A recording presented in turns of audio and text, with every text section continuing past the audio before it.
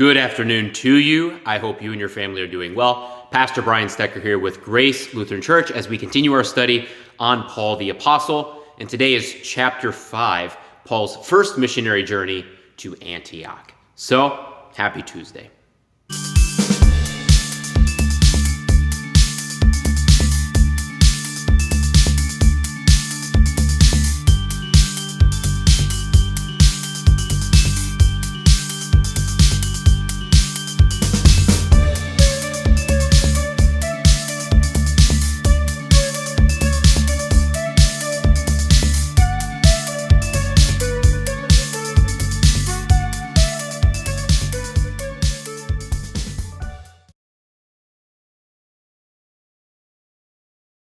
After 10 influential years spent at home in Tarsus, Paul was about to be called upon to embark on his first missionary journey.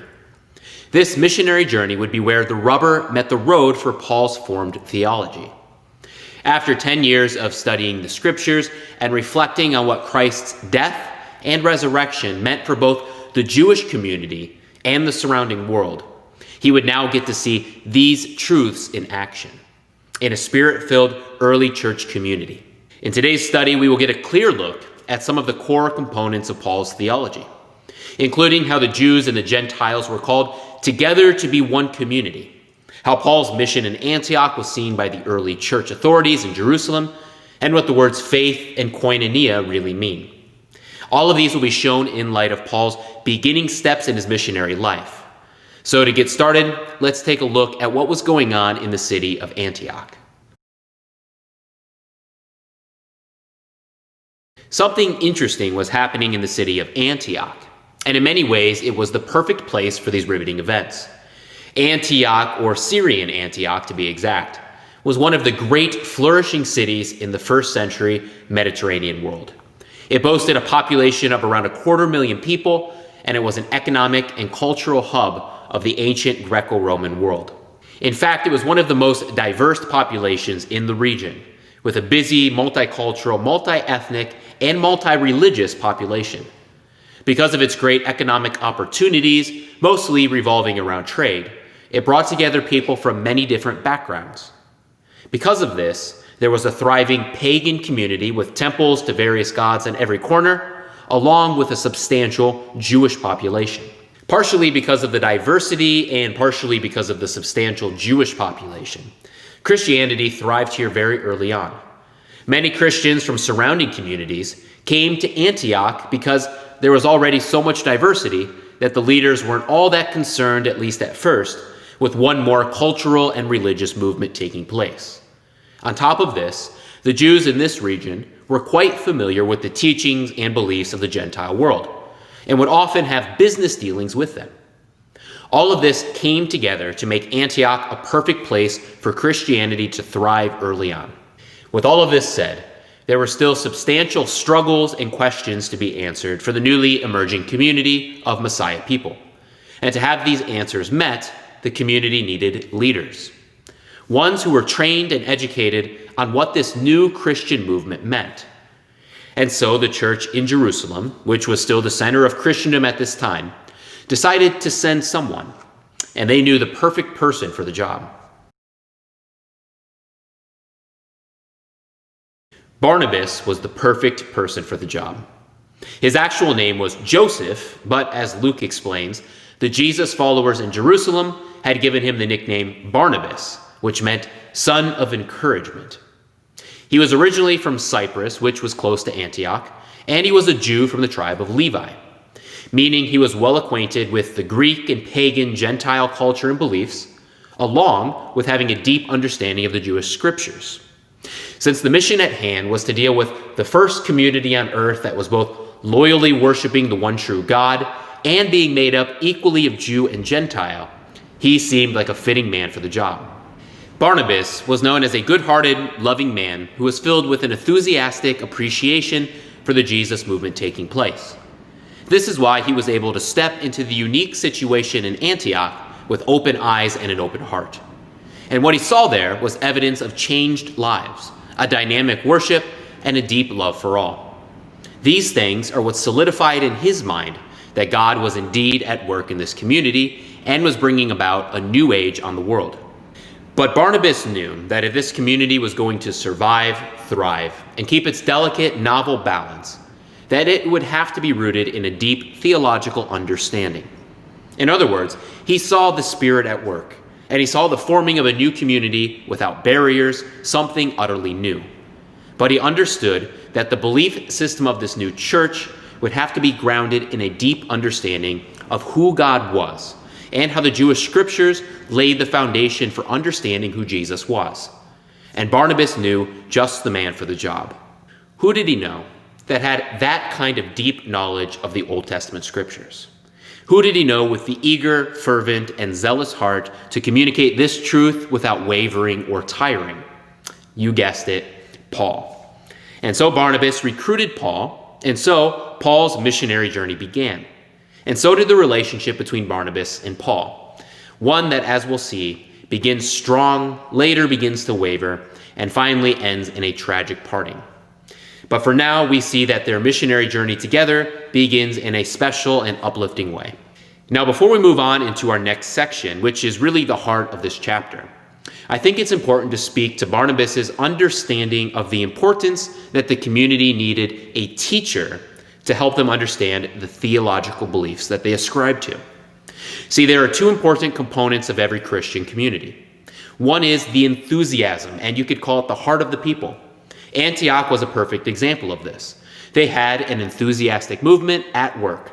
The people were carrying out earnestly the love of God and were being moved and converted by the Spirit. But the second important pillar is a solid theological understanding, or a continual learning about God, his Messiah, and his word as revealed in the scriptures. As Barnabas understood, the head knowledge is what cements and keeps the community grounded. It's almost like if you think about a car, and the car engine is what fires and gets the car moving at high speeds. But the steering wheel is what makes sure that the energetic engine is moving the car in the right direction. It's the same way with the connection between our heart and our mind. Out of the heart comes love and action, but the head steers that action and love in such a way that it's effective and focused. The same was true in the Christian community and in our church today. We need both. If we only have a heart, we may do good work and even love people, but we may forget what the ultimate goal and guidance for this is. If we only have head knowledge of the scriptures, it may not lead us to do anything about it, just sit in our room reading alone. But truthfully, a healthy Christian church and community has both. You can't just be a charity. The church is called to be more than that. But we also aren't called to be a seminary. We need a dedicated and faithful focus on learning who God is through his scriptures and studying how this applies to our life. And then we need a robust outflow of love and action that is constantly formed, corrected, and reoriented by our constant study. All of this was understood by the early church. Conversion was great, as long as it was a conversion to a faithful understanding of who Jesus was and what that meant. And this is why the church in Jerusalem sent Barnabas, to make sure that the enthusiastic converts were properly taken care of by someone who had been trained by the apostles. And then all of this led Barnabas to recruit Paul, a leading intellect in both the scriptures and the novel Jesus movement. And this finally brings us to the mission of Antioch. Antioch was about the breaching of the wall, the division between Jew and non-Jew. Now, to understand this, we once again need to take our 21st century glasses off. We often make a vital error when we talk about the coming together of the Jews and the non-Jews in the Christian church. Probably the most common error is to think of this unification in the terms of racism, or simply a problem with understanding diversity. The Christian church was not a course in diversity training, nor was it about simply being more open to people with different backgrounds. That may very well be a very good thing, but it's not what the Antioch movement or the early Christian church was about. Those are discussions for a completely different time and place. Instead, what is going on here is a discussion on how one is brought into the covenantal relationship with God. Before the coming of Christ, there were God-fearers or proselytes who were Gentiles and were welcomed into the Jewish community. but they were only allowed at certain places within the temple. However, for the Gentiles to be welcomed in, they had to embrace the cultural, moral, and ancestral practices of the Jewish people. This wasn't prejudice. It wasn't a lack of cross-cultural acceptance or love. These were attempts to keep the Jewish community from repeating the errors of its past when it merged with the pagan communities and engaged in idolatry and wickedness while rejecting God. Furthermore, not only did the Jews traditionally keep themselves separate from the Gentiles, but the Gentiles also kept themselves separate from the Jews. Interestingly, this was because the Gentiles often thought of the Jews as atheists. Let me say that again. The Gentiles thought that the Jews were atheists, that they didn't believe in a God. Now, why was that? Well, the Jews didn't go to the great pagan festivals. They didn't go to the parties at the temples, offer sacrifices at the local shrines, or take part in the promiscuous cultural practices at the temple brothels. And even in their Jewish temple, they didn't have an image or a statue of their God. Think how different this was from the Gentile perspective. And all of this led to a problem that was more practical than theological. N.T. Wright puts it this way. And the problem with atheism wasn't so much theological beliefs. People believed all kinds of strange things, and the authorities let them get on with it. No, the problem was severely practical. The gods mattered for the life and health of the community. If bad things happened, the obvious reason was that the gods were angry, probably because people hadn't been taking them seriously and offering the required worship. People who didn't believe in the gods were therefore placing the city, the whole culture, or the whole world at risk. So all of this left a divide between the Jews and the Gentiles. It wasn't new, and consequently it wasn't about race or close-mindedness. Realistically, there was a stark divide between their belief structures and the practical implications which were the result of those beliefs and practices. But then came Christianity, which uniquely changed everything. This wasn't because it preached open-mindedness, or because it said, hey, let's all just get along, or because it was an abolition of the old moral law. But this happened because it believed that God's Messiah, Jesus, had fulfilled the law and become the new king of the entire world, sending out his Spirit and his calling for Jew and non-Jew alike to receive his Spirit and pledge their allegiance to him and his newfound community. In other words, the mark of a believer was no longer circumcision. It was baptism and the loyalty to this new community, which focused not on the Jewish cultural traditions or on the Gentile cultural traditions, but on the profession that Jesus was Lord, and that through him, we are all forgiven and sent out to become a family of believers. A family which holds on to the moral guidelines of old, but understands that membership is not about your nationality, but your confession of faith, and that past sins were washed away in this profession of faith. This brings us to Paul's understanding of two important words. The first is pistis, which is a Greek term for loyalty, but is commonly translated into the English as faith. This word was an important and powerful word for the ancient Christians and had overtones of faithfulness, reliability, and loyalty. N.T. Wright describes Paul's understanding of the word in this way. For Paul, the word meant all of that, but also much more. For him, this believing allegiance was neither simply a religious stance nor a political one. It was altogether larger, in a way that our language, like Paul's, has difficulty expressing clearly. For him, this pistis, this heartfelt trust in and allegiance to the God revealed in Jesus, was the vital marker, the thing that showed whether someone was really part of this new community or not. The great takeaway for us is to understand that faith is of both the mind and of the heart. Our mind looks to what Christianity confesses and says, yes, that is what I believe. And then our heart says, believing that, I will stay loyal to that and let that understanding guide my actions in life. Then, the next key component is that we are called to join a community where that faith is out into action, so that we can all join together in that journey. This is what the early Christian community was focused on. And that is why when a Gentile shared that faith, they were brought into the community. Jew and Greek alike were formed by the belief that Jesus was Lord, God's own Son, crucified and risen, welcoming all into his community through the washing away of sins.